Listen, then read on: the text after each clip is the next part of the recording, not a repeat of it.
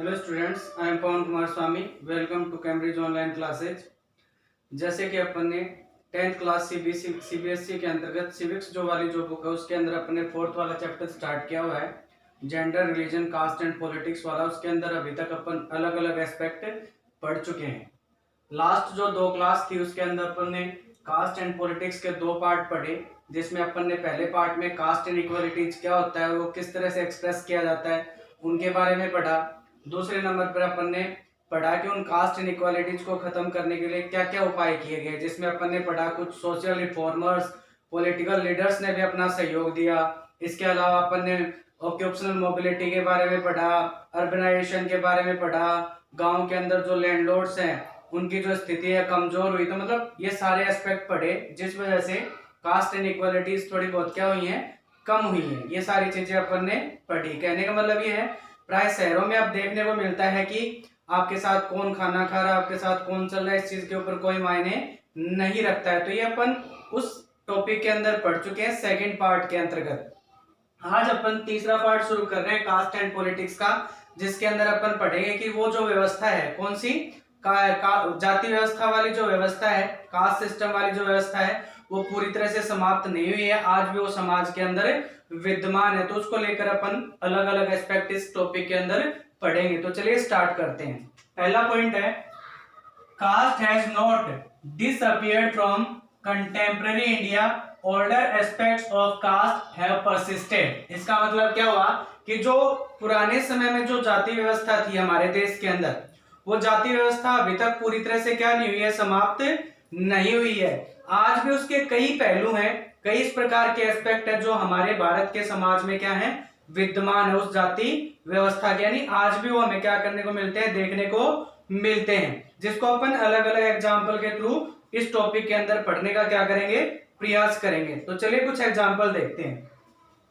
जैसे पहला एग्जाम्पल है, most of people marry within their own caste and tribal. क्या देखने में आता है कि अधिकतर जो लोग हैं आज भी, वो जब शादी की बात आती है तो शादी की बात आने पर वो प्रायोरिटी किसको देते हैं, वो अपनी ही जाति या अपने ही कबीले को क्या देते हैं, प्रायोरिटी देते हैं। यानी अपनी जाति या अपने कबीले के जो लोग होते हैं उन्हीं के साथ विवाह संबंध बनाने को क्या देते हैं, प्रायोरिटी देते हैं, प्राथमिकता देते हैं। यानी दूसरी कास्ट या ट्राइब के अंदर वो अपने जो लड़का या लड़की है उसका विवाह नहीं करना चाहते हैं। तो ये चीज, इस चीज से यहाँ पर अपन ये प्रूव करने की कोशिश कर रहे हैं कि जो पुराने जो पहले जाति व्यवस्था के वो अभी तक हमारे देश के अंदर समाप्त नहीं हुए हैं। तो एक एग्जाम्पल तो ये है, इसको अपन अपने ऊपर भी अप्लाई कर सकते हैं। जब अपने शादी या ब्याह की बात आती है तो क्या होता है, प्राय वो अपनी कास्ट के जो लोग हैं उन्हीं को ज्यादा प्रायोरिटी दी जाती है।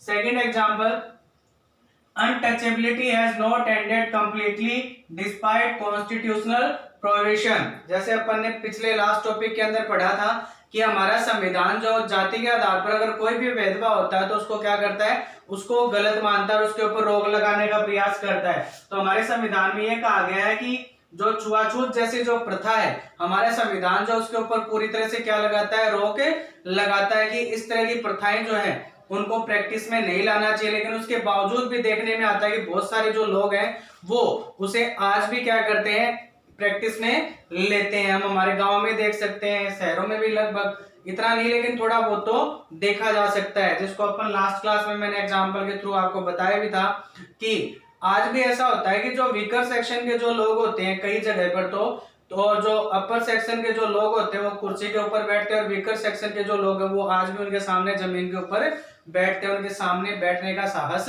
नहीं करते हैं। तो वो इस पॉइंट के द्वारा क्या होता है, प्रूव होता है कि हाँ, संविधान निषेध करता है कि जो छुआछूत जैसी प्रथाएं हैं उनको रोका जाए, लेकिन अभी तक उनको रोका नहीं गया। यानी आज भी बहुत जगह पर उनको प्रैक्टिस किया जाता है। इसके बाद अगला example, effects of centuries of advantage and disadvantages continue to be felt today.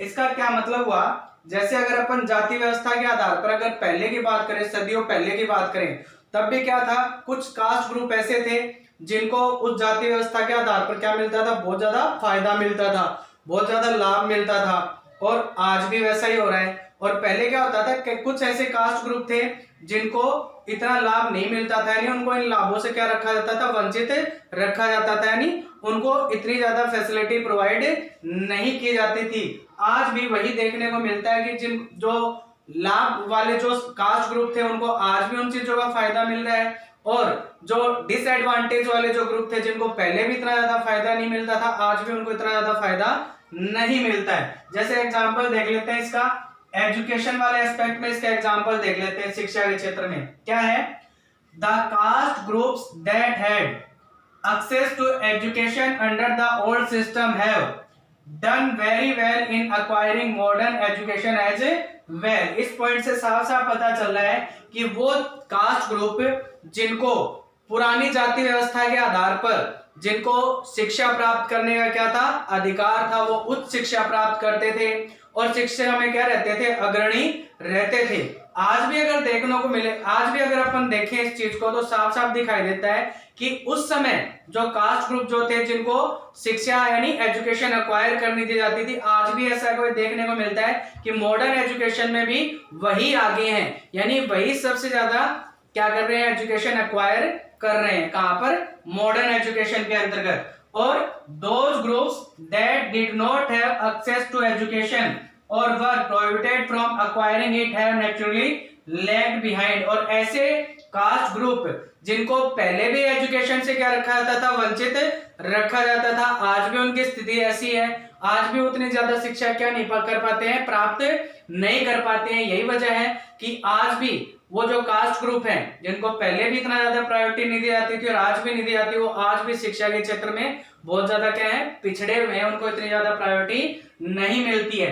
तो ये वाला जो पॉइंट था जिसमें अपन ने पढ़ा कि कुछ कास्ट ग्रुप ऐसे हैं जिनको हमेशा से लाभ मिलता है और कुछ कास्ट ग्रुप ऐसे हैं जिनको हमेशा उनसे क्या रखा गया है, वंचित रखा गया है। वो इस एजुकेशन वाले एग्जांपल से हम उसको अच्छी तरह से क्या कर सकते हैं, समझ सकते हैं। इसके अलावा एक और पॉइंट देखें, there is a disproportionately large presence of upper caste among urban middle classes। यही वजह है कौन सी, कि पहले जो कास्ट ग्रुप थे उनको पहले भी लाभ मिलता था और कुछ कास्ट ग्रुप ऐसे थे जिनको आज भी वो लाभ नहीं मिलता है, उनको क्या रखा जाता है, इस प्रकार के सुविधाओं से वंचित रखा जाता है। यही वजह है कि अगर अपन शहरी क्षेत्रों में देखें तो शहरी क्षेत्रों के अंदर जो मध्यम वर्ग के जो परिवार होते हैं उनमें प्राय आपको किनका उपस्थिति ज्यादा मिलेगी, किनका अनुपात ज्यादा मिलेगा, आपको सबसे ज्यादा अनुपात किनका मिलेगा, अपर कास्ट का मिलेगा। यानी अपर कास्ट के जो लोग हैं उनको हमेशा आपको क्या देखने को मिलेगी, प्रायोरिटी देखने को मिलेगी, उनकी संख्या आपको हमेशा ज्यादा मिलेगी। कहां पर, अर्बन एरियाज में। अर्बन एरियाज के अंदर जो मिडिल क्लासेस फैमिली होती है वहां पर आपको अपर कास्ट की प्रेजेंस ज्यादा मिलेगी। कारण वही है जो सदियों से जो प्रथा चली आ रही है कि कुछ कास्ट ग्रुप ऐसे हैं जिनको हमेशा फायदा और कुछ कास्ट ग्रुप ऐसे हैं जिनको क्या रखा गया है, वंचित रखा गया है। इसके अलावा एक और पॉइंट है, caste continues to be closely linked to economic status. यानी कास्ट और जो इकोनॉमिक स्टेटस है, यानी जाति और जो आर्थिक दर्जा है या आर्थिक जो हैसियत है, उसको आज भी आपस में क्या करके देखा जाता है, जोड़कर देखा जाता है। वो एक दूसरे बहुत ज्यादा क्या है, जुड़ी हुई है। इसको अपन एक एग्जांपल से बात स्पष्ट कर सकते हैं। जैसे पहले क्या होता था, पहले प्राय ऐसा देखने में आता था कि जो अपर कास्ट के जो लोग होते थे, यानी जो हाई कास्ट के जो लोग होते थे, उनको ही ज्यादा प्रायोरिटी मिलती थी, और जो वीकर सेक्शन के जो लोग होते थे ना तो उनको जमीन खरीदने का हक था, ना उनके पास इतने ज्यादा क्या होते थे, रिसोर्सेज होते थे। आज भी ऐसे को देखने को मिलता है।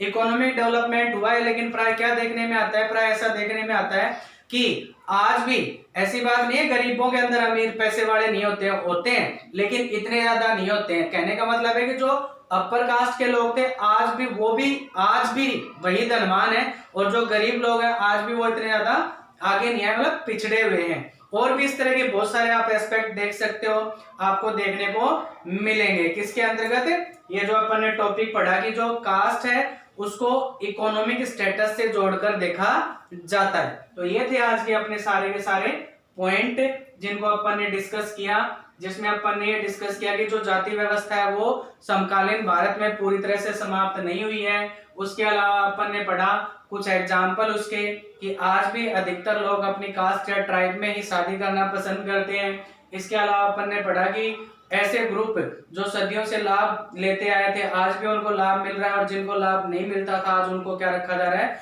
वंचित रखा जा रहा है, जिसको अपन ने एजुकेशन वाले एग्जाम्पल में पढ़ा। इसके अलावा अपन ने पढ़ा कि जो कास्ट है उसको इकोनॉमिक यानी जो आर्थिक हैसियत है उससे जोड़कर देखा जाता है, जिसमें मैंने एग्जाम्पल बताया कि आज भी इकोनॉमिक डेवलपमेंट हुआ है, गरीबों के पास पैसा है, लेकिन उसके बावजूद भी अगर अपन देखें तो जो पहले जो अपर कास्ट के लोग थे, जो अमीर लोग थे, आज वही ज्यादा अमीर हो रहे हैं, और जो गरीब लोग हैं उनमें से अधिकतर क्या है, गरीब ही है, कुछ ही लोगों के पास क्या है, पैसे हैं। तो ये था अपना कास्ट एंड पॉलिटिक्स पार्ट 3। इसके अंदर अपन ने अलग अलग एस्पेक्ट पढ़े। आशा करता हूँ आपको ये सारा टॉपिक समझ में आया होगा। इसको केयरफुली वॉच करें ताकि आपको और बेहतर तरीके से समझ में आए।